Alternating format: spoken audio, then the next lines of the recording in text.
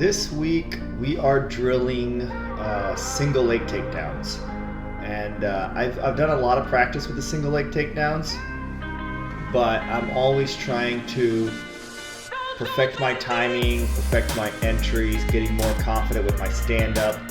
When I started Jiu-Jitsu, I had no wrestling, I had no martial arts. I started at 29 years old. With that, I played guard for like the first 3 years of my career because I didn't have the confidence to actually stand up and to win that battle. But now, as I have practiced more wrestling and more hand fighting and more getting used to not being just completely terrified of standing on my feet and giving up the 2 points, I have now started to kind of gain some confidence that, okay, I understand the hand fighting, I understand the base aspects. Now I want to get very confident in shooting. And to me, the single leg is one of my favorites. It helps me make sure, in my mind, that I'm not getting sprawled on, especially if I'm fighting somebody that's bigger than me. I don't want somebody putting their weight down on me. I also don't want to have somebody having their weight down on me, even if they're my size, and then being able to scramble and take my back.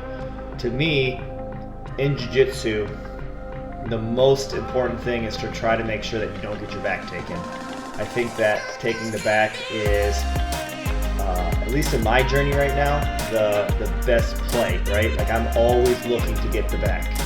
Getting the back, securing the back, maintaining the back is what I'm fighting for. So anything that I do, I really want to be careful on any type of back exposure.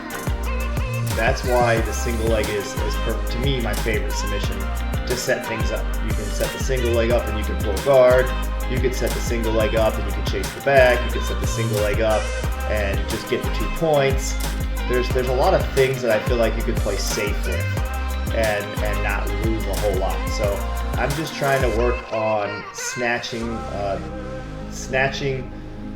like snatching from a distance, making sure that I'm getting my back leg out of the way so it's not in the path, switching my feet so that basically if I'm shooting and I'm missing it, that I'm able to still continue to follow through.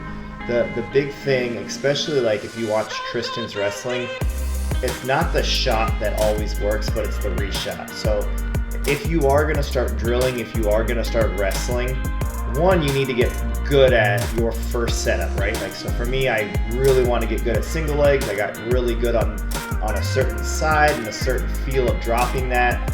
And then from there, once I felt really comfortable, I added the next step, which is now where we're going from one foot to the next and we're starting to chase. You can't add the step 2 without getting really good at step 1. And I see this a lot in Jiu-Jitsu, right? I see people always, if you teach a series, like let's say, the arm bar to the triangle to the Oma or whatever the series that you're going to teach, everyone always gets better typically at the third part or the second part, okay? And you cheat the first part. So stop cheating the first part.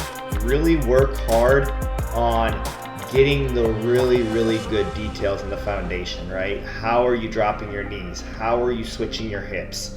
Or whatever the series you're doing. Perfect the first part. Don't worry about part 2 and 3. If you're in class and your training and your time is limited, focus on the first part. The reason I teach the way that I do, I teach part 1 and then I teach part 2. And I always want part 1 to be redone and then part 2.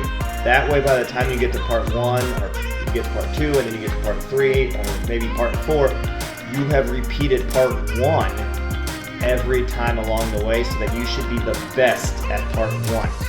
Part 1 should almost always work. It should be perfected. It's the foundation to setting up the whole series. You're not going to necessarily get part 2 and 3 if you cheat part 1. And in your mind, that's how you need to be drilling and that's how you need to be thinking.